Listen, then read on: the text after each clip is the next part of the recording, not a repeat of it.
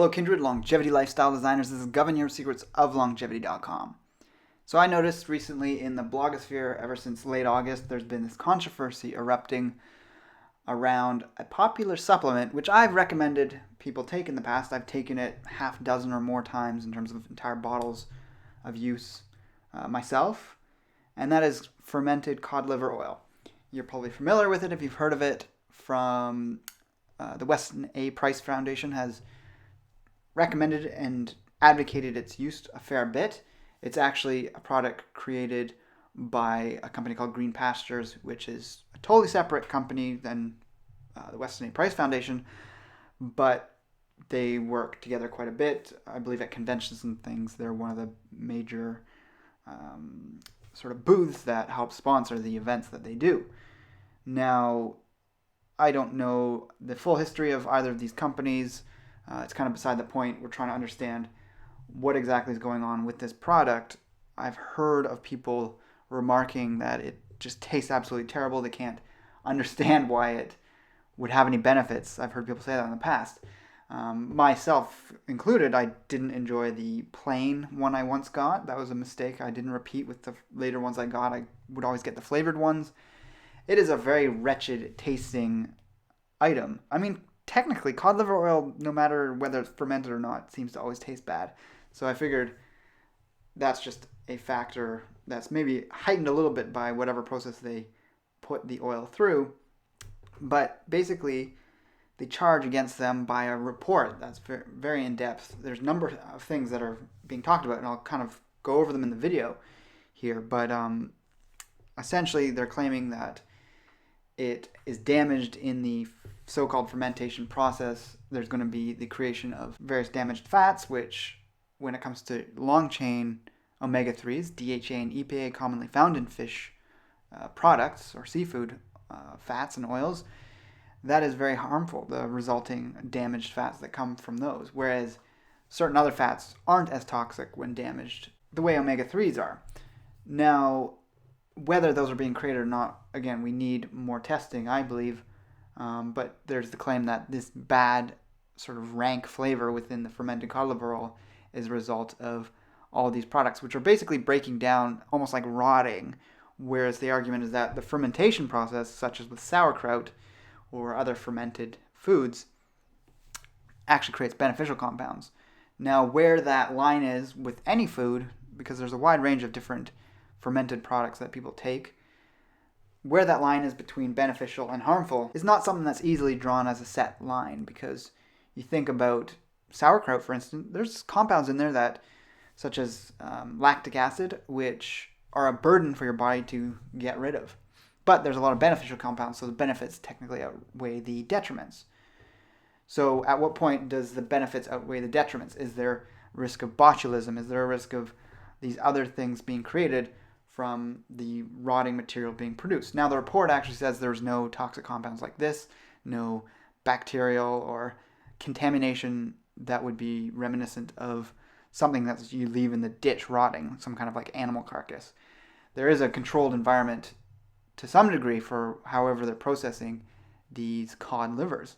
Some of the other charges against it, and by the way, I've got 2 links below, and both of them link to the report. I'm not going to link to the actual report. You have to submit your email, and it's a long thing to read. Both of these break down. One is kind of pro, one is kind of con.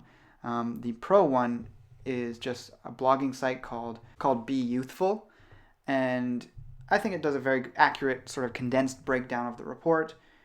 And then the other one is Chris Masterjohn's response from the Daily Lipid. He was upfront about saying he has an association with the Weston A. Price Foundation. He's blogged for them. He's been involved in some of their events and things, and so he has an ongoing relationship with them. So he's being candid about that, but he's being very specific, and it's actually probably the better of the 2 articles in terms of the points it covers, and it doesn't completely wipe everything out of the water that the report brings forward. He's very candid about saying there needs to be some research done on certain things to understand whether this is actually going on, but he does a good job in sort of breaking down the breakdown that the report does. So we're just going to go over the bullet points within the Be Beautiful article, which summarizes again the report. Does green pasture fermented cod liver oil contain the levels of vitamins claimed by their literature? Well, according to these supposed third-party tests, they don't. Now, is that, depending on which vitamins we're looking at, it's not always the sole reason people take it. It's a whole food. There's this potential thing called activator X, which, upon looking into this further, I used to conclude that it was vitamin K2. It sounds like this mysterious factor X, which Weston A. Price talked about in his book, Nutrition and Physical Generation, which is responsible for, regrowing cavities and things like that, your teeth regrowing and remineralizing. It's not only K2, or it's something more than just vitamin K2. So I'll reserve that for another video on another day. But that would be one of the vitamins that is being claimed may not be in as high levels as the report seems to say. Number 2 is green pasture FCLO actually fermented, or is it rancid? Now this goes into talking about how fermentation needs sugar. At least that's the one definition of it when you're talking about fermentation in the creation of alcohol. But Chris Masterjohn directly goes over this early on in his long article and talks about how the actual scientific definition for fermentation doesn't require that there be carbohydrates present. So apparently in the report there's not enough specificity with certain linguistic usage, and fermentation can certainly happen, the breakdown basically of a food that just doesn't happen to have many, if not any, carbohydrates within it. Point number 3, the beautiful article talks about, is whether the fermented cod liver oil isn't just flat out safe to use. So to get an actual answer for that, we need obviously human trials or animal trials, which I don't believe have happened, but there are trace amounts of trans fats found in not insignificant amount, 3.22% in one of the lab findings, and trans fats are generally recognized as safe by the FDA, but they should still be taken out of foods because they contribute to heart disease. Now, the foods in the past that were found to have these were very high, and this is just one of the multiple lab findings actually found them to be fairly high, because there's really no reason why there should be trans fats found in there. Now, what Chris Masterjohn says about the trans fats, it's starting to get pretty technical. This is some very good biochemistry if you're interested in learning the exact terminology of the stuff he talks about. Chris does a good job in pointing out that the test doesn't distinguish whether the 18-3 trans is all trans, or is it partially or entirely conjugated with alternating cis and trans double bonds. So alluding to conjugated linoleic acid, which is CLA, which is found in dairy products that have been cows consuming the fresh young grass in May and June. They have a higher amount of CLA, which is a trans fat, but it's actually one of the healthy trans fats. It occurs naturally. It's not produced through heat, and it's actually an antioxidant. It has anti-cancer properties. There is some talk about butter oil as well, another product sold by Green Pastures, and I've used that myself, and there's more question as to whether the butter oil's rancid. Does it actually contain activator X? And these are all serious questions. I was actually considering buying a new jar of both of those combined. There's a number of different products out there: fermented skate liver oil, fermented cod liver oil, butter oil, but then they also have blends of those things. And I was just on the verge of buying a new bottle when this whole scandal broke out. So I'm holding off personally, but I wanted you guys to know that this is occurring if you are a regular consumer of it, or if you were considering getting one. I get 1 or 2 a year. That's kind of been what I've done in the past. And I've actually personally noticed beneficial effects from it. I can literally feel my teeth almost like more solid in my mouth.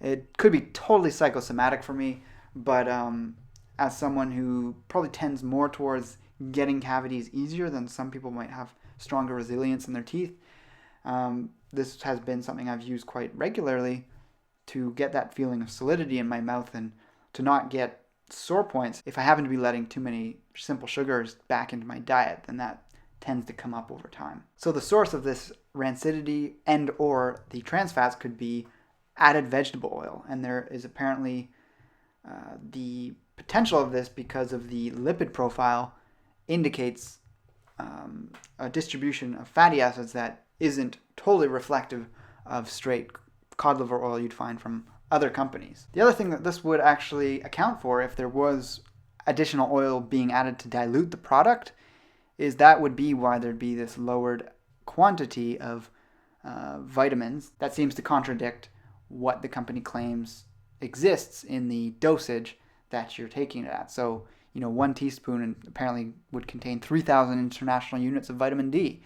Well, it apparently doesn't contain that, according to this one set of third-party testing. But this idea of vegetable oil is quite speculative. There's no evidence of it specifically. So, again, this is claims that have been thrown out there, and we're going to see over time if someone takes up the ball and does some good investigative work and perhaps submitting for their own tests whether this is accurate or not. The other possibility, that is point number 5 brought up in this beautiful article, is green pastured FCLO actually from cod livers. So apparently the fish has been changed that's been used, and it's now Alaskan Pollock. It's a very similar fish and probably has very similar properties, but it's much cheaper, and there is slight differences. And technically, if you change the source of your product and it's a completely different species, you're supposed to change the name of your product.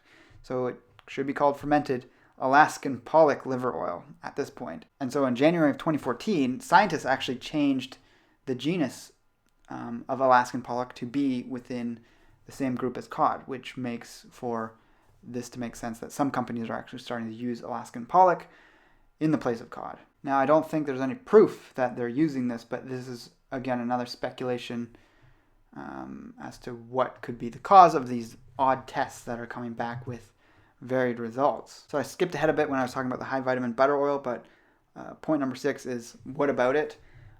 So this apparently shows rancidity as well. And while I've never personally encountered a rancid flavor with the butter oil, I've had it sit in my fridge for too long and it does go rancid. There's a point, I was the last small several teaspoons left, and for whatever reason I just stopped taking it several months down the road, and I tried to take it again. It was just awful to taste.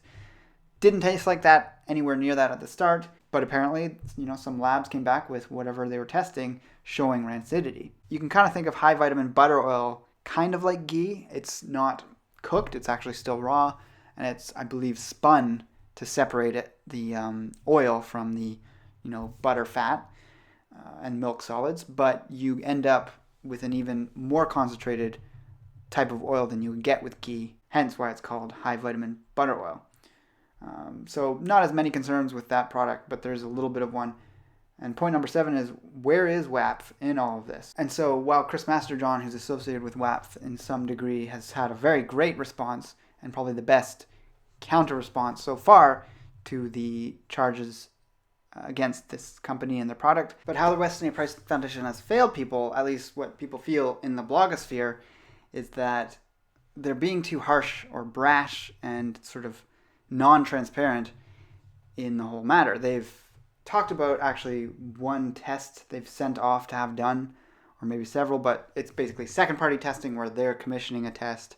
It's not third-party testing that's testing the product without the companies knowing that are associated with the product. But also David Wetzel, the owner of Green Pasture, has been a bit intense with his response too, not that in-depth.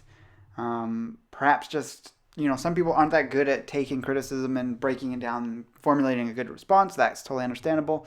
But sometimes there's ulterior motives to avoiding the addressing of certain topics. And instead of saying that he's hiring a team of, say, scientists, chemists, or biologists to look into the processing and look into the product itself and the way it's all handled and what could be the source of all these questionable results, he's actually hired a team of lawyers, saying that the lawyers are going to go over the report to try and see if there's anything being said that is basically libelous. So while there's nothing wrong with someone trying to pursue something against someone who's making up things and spreading bad rumors to harm them, that totally deserves legal action. But that as your first response, and actually publicly saying it instead of just doing it and publicly saying something else, is a bit questionable. Now, that's why I chose to link to the Chris Masterjohn article. It's much better in its breakdown and assessment. I probably lean more towards thinking that this product isn't as bad as this whole controversy is saying, but it's definitely brought up issues that I would wait to see how they unfold in the coming year or so. Hopefully there's some better answers within a year. I would like to be able to use the product again if it is what it's claimed to be, and the beneficial effects I got from it weren't totally psychosomatic. It's a good way of getting a fish oil in with the additional benefits of high concentration of various vitamins and other nutrients. So if you've heard about this controversy, let me know what you think in the comments below. Check out the links below to read up on it, look into the other stuff, read the original report if it really interests you, and do share your thoughts, and let me know if there's other products that you know out there that contain Activator X, because that's the one unique thing that was said to be so high in concentration within both high vitamin butter oil as well as fermented cod liver oil, which was the reason to take them. You do get it from other foods, so I'm not asking people to write a list of foods. We probably are aware of that, some of us, from the work of Weston A. Price. But if you know any other supplements, I guess, that are out there that may contain Activator X, I'd be curious to know more about that. So with that, I'll talk to you again soon. Take care and embrace life without limits.